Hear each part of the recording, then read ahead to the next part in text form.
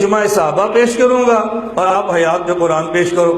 ہم کہتے ہیں جس دلیل سے موت ثابت اسی دلیل سے حیات ثابت ہے۔ اگر سیدنا صدیق اکبر نے فرمایا من کان یعبد محمدا فإن محمدا قد مات ومن کان یعبد اللہ فإنہ حی لا یموت، اسی صدیق اکبر نے فرمایا طبت حیا ومیتا والذی نفسی بیدہ لا یذیقک اللہ الموتتین ابدا، جس خدا نے ایک موت آپ کو دی ہے قبر میں دوسری موت نہیں دے گا۔ اگر پہلی حدیث سیدنا صدیق اکبر کی خطبے والے جملے پہ صحابہ سارے جمع ہیں تو صدیق کے جملے پر بھی سارے صحابہ جمع ہیں۔ جس طرح صدیق نے من کان یعبد محمدا فإن محمدا قد مات فرمایا، کسی صحابی نے انکار نہیں کیا، تو والذی نفسی بیدہ لا یذیقک اللہ الموتتین فرمایا، اور کسی صحابی نے انکار نہیں کیا۔ تو جس دلیل سے نبی کی موت ثابت ہے اسی دلیل سے نبی کی حیات ثابت ہے۔ بات سمجھ کس طرح آ گئی؟ حضرت صدیق خلیفہ کس طرح بن گئے؟ اگر اللہ کے نبی زندہ ہو تو حضرت صدیق خلیفہ بن سکتا ہے؟ امام الانبیاء صلی اللہ علیہ وسلم زندہ ہو تو صحابہ کرام آپ کو دفنا سکتے ہیں، زندہ کسی آدمی کو دفنایا نہیں جاتا۔ پھر حضرت صدیق اکبر رضی اللہ تعالی عنہ نے جو خطبہ پڑھا کہ من کان منکم یعبد محمدا فإن محمدا قد ماتا، کہ تم میں سے اگر کوئی آدمی امام الانبیاء کی عبادت کرتا تھا تو وہ سمجھ لے کہ آج اس کے معبود پر، اللہ کے نبی پر موت آ چکی ہے۔ اور من کان منکم یعبد اللہ فإن اللہ حی لا یموت، اگر پہلے بھی اللہ کی عبادت کرتے تھے اب بھی اللہ کی عبادت کرتے ہو تو سمجھ لو کہ ہمارا اللہ ہمیشہ زندہ ہے، موت اس کے قریب نہیں آئے گی۔ یعنی پہلے بھی اللہ کی عبادت کرتے تھے، اب بھی اللہ کی عبادت کرتے ہیں۔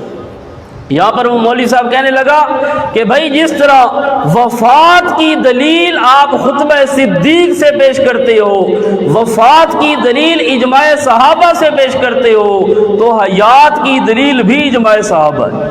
سمجھ آئے کہ نہیں اس کا دھوکہ؟ کہتا ہے وفات پر قرآن کی آیت نہیں، وفات پر اللہ کے نبی کی آپ اجماع پیش کرو گے کہ صحابہ نے اجماع کی آپ فوت ہو گئے۔ کہتے ہیں اسی طرح پھر اجماع ہے کہ امام الانبیاء زندہ ہے۔ جس طرح حضرت صدیق نے کہا من کان منکم یعبد محمدا قد مات ان محمدا قد مات، حضرت صدیق نے جس طرح وفات کا اعلان کیا اسی طرح حضرت صدیق نے کہا واللہ لا یجمع اللہ علیک موتتین، اللہ تعالیٰ آپ پر قبر میں دو موتیں جمع نہیں کرے گا۔ یہ مولوی صاحب نے ایک تو اللہ کے نبی کی حدیث پر واضح جھوٹ بولا اور کہتا اپنے آپ کو متکلم اسلام ہے، مناظر اسلام ہے یا متناظر اسلام ہے، کہ امام الانبیاء صلی اللہ علیہ وسلم کی حدیث پر جھوٹ بولا کہ قبر میں دوسری موت نہیں آئے گی۔ ایک موت تو آپ پر آ گئی، کہتا ہے پھر قبر میں زندہ ہو گئے، اب دوبارہ موت نہیں آئے گی۔ حالانکہ پوری بخاری میں، مسلم میں، ابو داؤد، ترمذی، نسائی، ابن ماجہ میں کسی کتاب میں صحیح سند کے ساتھ ایک بھی حدیث نہیں، اور یہ لفظ اللہ کے نبی کے ذمے جھوٹ بولے اس متکلم اسلام نے کہ قبر میں دوسری موت نہیں آئے گی، وہاں پر قبر کا لفظ نہیں۔ پھر لفظ بھی جو پڑے بخاری کے والذی نفسی بیدہ، حالانکہ حدیث میں والذی نفسی بیدہ کے بھی لفظ نہیں، وہاں پر لفظ ہے واللہ لا یجمع اللہ علیک موتتین۔ اور اس حدیث کا اگلا جو ٹکڑا تھا وہ مولوی صاحب جان بوجھ کر حذف کر گئے، اس ٹکڑے میں یہ تھا، اگلے لفظ حضرت صدیق اکبر کے یہ تھے اما الموتۃ التی کتبت علیک فقد متھا، کہ اللہ نے جو موت امام الانبیاء پر لکھی تھی وہ موت آ چکی ہے، اب دوبارہ نہ حیات النبی ہوگی اور نہ وفات النبی ہوگی۔ حضرت صدیق اکبر کے لفظ انہی مولویوں کو کہو، کسی کو بھی، کہ آپ بخاری کھولو اور بخاری سے ہمیں یہ پورا خطبہ دکھاؤ، اس خطبے کے آخر میں آدھا خطبہ پڑھ کر بے ایمانی کرتے ہیں، وہاں پر واضح طور پر حضرت صدیق اکبر رضی اللہ تعالیٰ عنہ نے جو خطبہ دیا اس خطبے کا ابتدائی حصہ یہ تھا کہ امام الانبیاء صلی اللہ علیہ وسلم پر موت آ چکی ہے، اس کو بھی ہم مانتے ہیں۔ اگلا حصہ یہ تھا کہ امام الانبیاء پر اللہ نے جو موت لکھی تھی، ام الموتۃ التی کتبت علیک، کہ ہر نفس نے موت کا ذائقہ چکھنا ہے، انک میت و انہم میتون ہے، جس طرح کل نفس ذائقۃ الموت، کل نفس کل شیء ہالک الا وجہہ، ان آیتوں کے مطابق جو اللہ نے حضرت امام الانبیاء پر موت لکھی تھی وہ موت آ چکی ہے، آگے نہ دوبارہ حیات النبی ہے، جس طرح یہ کہتے ہیں جب حیات النبی نہیں تو وفات النبی کا سوال ہی پیدا نہیں ہوتا۔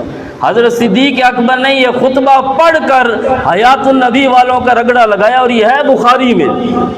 اگر یوں نہیں تو مولوی کو ذرا باب پڑھو، اس باب کا عنوان ہے باب وفات النبی۔ امام بخاری نے جو باب باندھا، چیپٹر کا جو عنوان ہے وہ عنوان یہ ہے باب وفات النبی۔ یہ امام الانبیاء صلی اللہ علیہ وسلم کی وفات کا چیپٹر اور باب ہے، حیات النبی کا ایک بھی باب پوری بخاری میں۔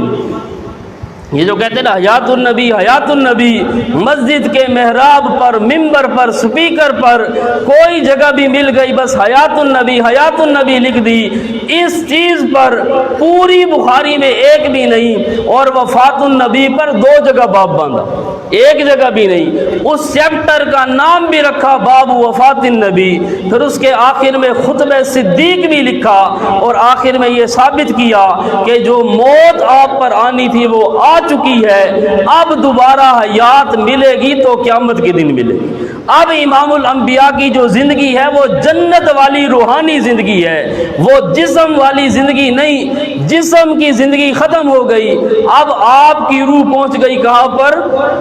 جنت الفردوس کے اندر۔ اور یہی چیز حضرت فاطمہ رضی اللہ تعالی عنہ امام الانبیاء کی لخت جگر، وہ فرماتی ہیں یا اباتا عجاب ربن دعا، اے ہمارے والد آپ نے اللہ کی دعوت پر لبیک کہہ دیا، یا اباتا الی جبریل ان آ، اے ہمارے والد آج ہم جبریل کو بھی یہ پیغام دیتے ہیں من جنت الفردوس ماوا، کہ اب ہمارے والد کا ٹھکانہ جنت الفردوس ہے۔ یہ آپ کی بیٹی کہتی ہے کہ میرے بابا وفات کے بعد کہاں گئے؟ جنت الفردوس میں، اور جنت الفردوس زمین میں ہے کہ آسمانوں میں؟ کوئی بندہ پوچھے کہ اجماع کی ذرا تعریف تو کرو، الاجماع ما ہوا، اجماع کسے کہتے ہیں؟ تو اجماع کی تعریف یہ ہے الاجماع حجت فی فروع الدین، پہلی چیز یہ ہے کہ اجماع فروع دین میں حجت ہوتا ہے، اور دوسرا اجماع کے لیے حجت ہے بعد ما توفی النبی صلی اللہ علیہ وسلم، اللہ کے نبی پر وفات مانو گے تب اجماع حجت بنے گا۔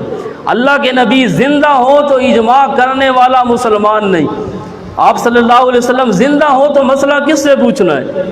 اجماع کرنا ہے یا اللہ کے نبی سے پوچھنا ہے؟ جب امام الانبیاء زندہ نہ ہو، بعد ما توفی رسول اللہ، اللہ کے رسول کی وفات کے بعد، اگر یوں یقین نہیں تو اصول الشاشی کا الاجماع والا چیپٹر پڑھ لے، اسی طرح حسامی اٹھا لے، مسلم الثبوت جتنی کتابیں ہیں سب میں یہ لکھا اجماع کے لیے شرط ہے اللہ کے نبی صلی اللہ علیہ وسلم کی وفات ماننی ہوگی، آپ زندہ ہوں تو اجماع ہو بھی نہیں سکتا۔ تو اس لیے اجماع کے لیے وفات النبی کا قائل ہونا ضروری ہے، لیکن فرق یہ ہے آپ کی روح جنت میں، آپ کا جسم قبر میں بالکل تر و تازہ ہے، روح جنت کی سردار ہے، جسم یہاں پر تمام جسموں کا سردار ہے، تو اجماع وغیرہ کوئی نہیں۔ اور پھر صحابہ کا جو سب سے پہلا اجماع ہے، یہ بھی آپ کو پتہ ہونا چاہیے، ختم نبوت پر عموماً مشہور ہے کہ صحابہ کرام نے سب سے پہلا اجماع ختم نبوت پر کیا مسیلمہ کذاب کے خلاف۔ یہاں پر بھی یہ چیز ذہن میں رکھے، سب سے پہلا اجماع تھا وفات النبی کا، سب سے پہلے صحابہ کا اجماع ہوا وفات النبی پر، اللہ کے نبی کی وفات پر اجماع ہوا، پھر حضرت صدیق کو خلیفہ بنایا، پھر ختم نبوت پر دوسرا اجماع ہوا تھا۔ ختم نبوت پر ڈائریکٹ نہیں بلکہ پہلا اجماع امام الانبیاء صلی اللہ علیہ وسلم کی وفات پر تھا۔ تو بہرحال عرض